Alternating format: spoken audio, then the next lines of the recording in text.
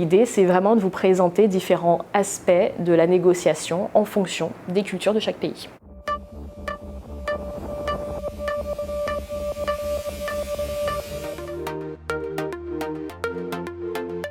Notre mission, c'est d'accompagner les chefs d'entreprise qui veulent exporter leurs produits ou leurs services à l'international. L'atelier qu'on va vous présenter aujourd'hui, c'est l'atelier interculturel.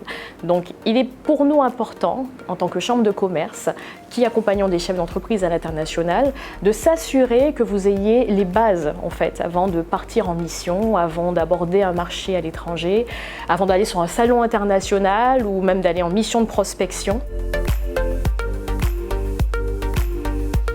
C'est vrai qu'il y a différents aspects qui vont être présentés.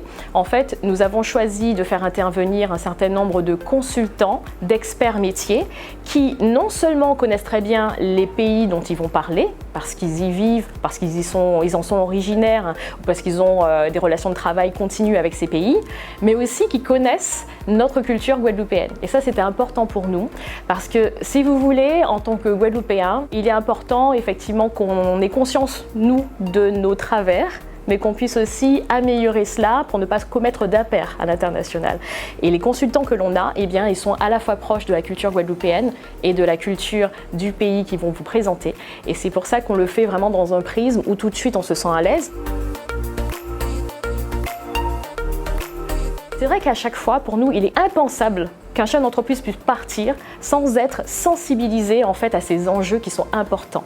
Je vous donne un exemple très simple. Sur la ponctualité, par exemple.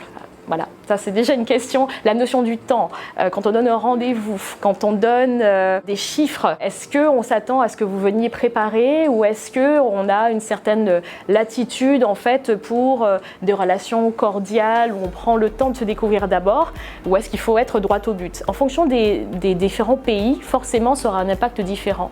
Au Japon par exemple, il est important de savoir comment se présenter et comment remettre sa carte de visite par exemple. Il y a des gestes que l'on ne fait pas dans certains pays parce que ça a une connotation que l'on n'a pas par exemple dans des pays francophones. Si vous voulez tout savoir des valeurs, des coutumes, des codes culturels, de la négociation commerciale avec des pays à l'international, la CCI des îles de Guadeloupe organise un webinaire le 1er décembre 2022 de 8h à 13h. Ça sera un moment de partage convivial et surtout ce qu'on attend c'est que vous ayez aussi des feedbacks, des informations à nous donner, des partages aussi d'anecdotes parce que vous-même peut-être avez des choses à partager, des anecdotes souvent rigolotes, cocasses mais ô combien importantes pour les autres qui vont vous écouter.